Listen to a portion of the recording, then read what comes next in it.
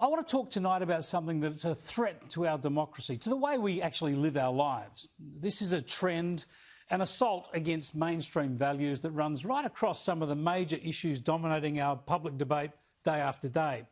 It's the leftist attacks against conservatives. It's the increasingly aggressive cancel culture and the media and political campaigns that increasingly attempt to isolate, mock, denigrate and then silence conservative views, no matter how sensible, mainstream and logical they are.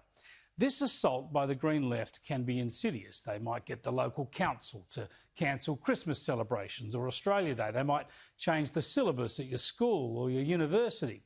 But sometimes it's brutal and intimidating. Take Liberal MP Nicole Flint. She's the Liberal member for Boothby, a marginal seat in Adelaide.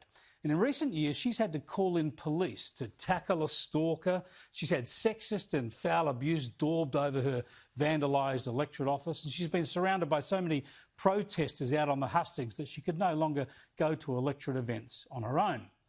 After the last election, almost 2 years ago, she joined me here and she shared her concerns.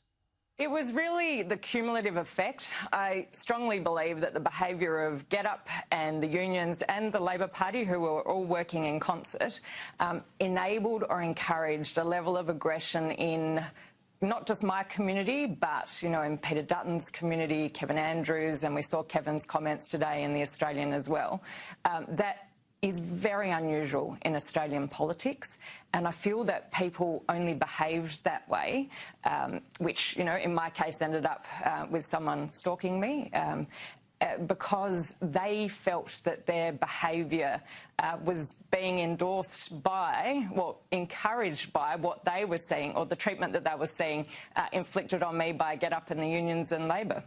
I ended up as one of the 6 federal Liberal MPs on GetUp's hit list. They deemed me hard right. I'm still not quite sure what that means, Chris. Maybe you or your viewers can give us some clues as to what they actually mean by that. You know, I define myself as a hard-working local MP who's just trying to do the best for my community. Yeah, well, not anymore. She's out. Nicole Flint has had enough of the toxicity of politics and she's announced she won't contest the next election. Now, that's sad for her and her electorate, but it's a warning sign to everyone. It applies to all left, right, media and in politics. Everyone involved in the public debate needs to take heed.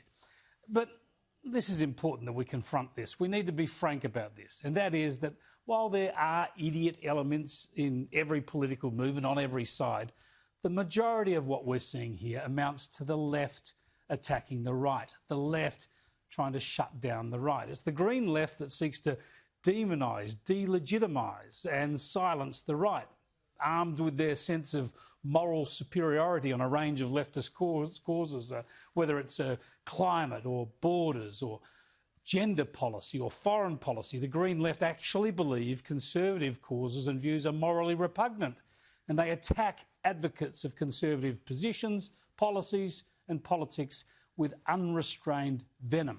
Just ask J.K. Rowling about what happens when you suggest that biology determines sex. Just look at the attacks on Tony Abbott and John Howard. Look how differently many in the media handle historical rape allegations, depending on whether the alleged perpetrator is conservative or left-aligned. Look at the lopsided media reaction to that sickening Capitol Hill riot in Washington by the Trump supporters, compared to numerous and endless violent and deadly riots involving Antifa and other leftist groups. Trump is a lightning rod for this movement, of course, because he attacks the left. He calls them out. And he's his own worst enemy, of course, refusing to accept an election result and using over-the-top rhetoric time and time again. But he's been banned by Twitter, while even murderous dictators keep their accounts. What does this say? Which prominent leftist extremists have been silenced? Former President Trump delivered his first major speech since Joe Biden's inauguration in Florida today. He was speaking at a Conservative Political Action Committee conference, a CPAC conference, and in a video before his speech, CPAC highlighted how even in a liberal democratic nation like Australia, there were moves to silence their first conference here 2 years ago. CPAC was a debate within the Australian Parliament, the very fact that we would go there. So what that tells me is that the First Amendment that we have in our Constitution, which is a concept that we think is mostly accepted in these other free countries, actually isn't.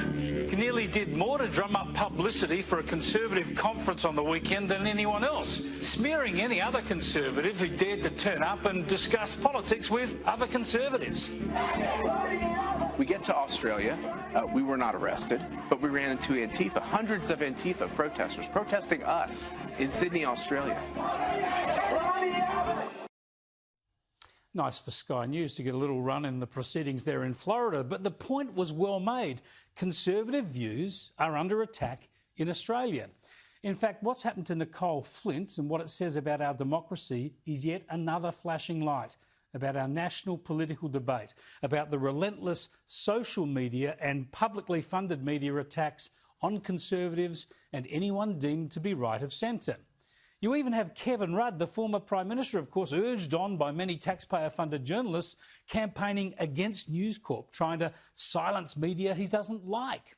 When you look at his so-called evidence, his gripe has no substance.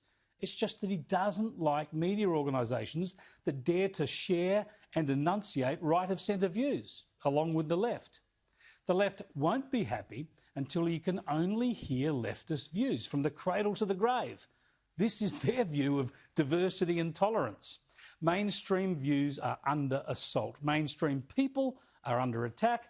The Green left elites, funded largely by taxpayers and amplified by social media and taxpayer-funded media, want to silence mainstream media and mainstream politicians. That's why Trump, despite all his manifest flaws, resonates with so many so strongly, because he fights back. And that's why Nicole Flint's departure is another sad loss. You have to be tough to be in politics. Sadly, I think it's true that you have to be even tougher again to be a woman in politics. But the forces of the Green left have made sure that the toughest gig of all in politics is to be a woman and a Conservative.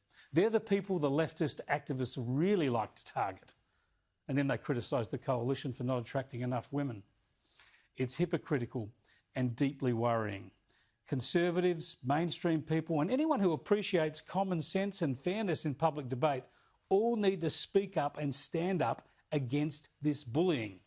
Because this unofficial assault by the so-called progressive left against freedom of political expression on the right is one of the most serious problems we confront. Without freedom of political expression, we don't have much.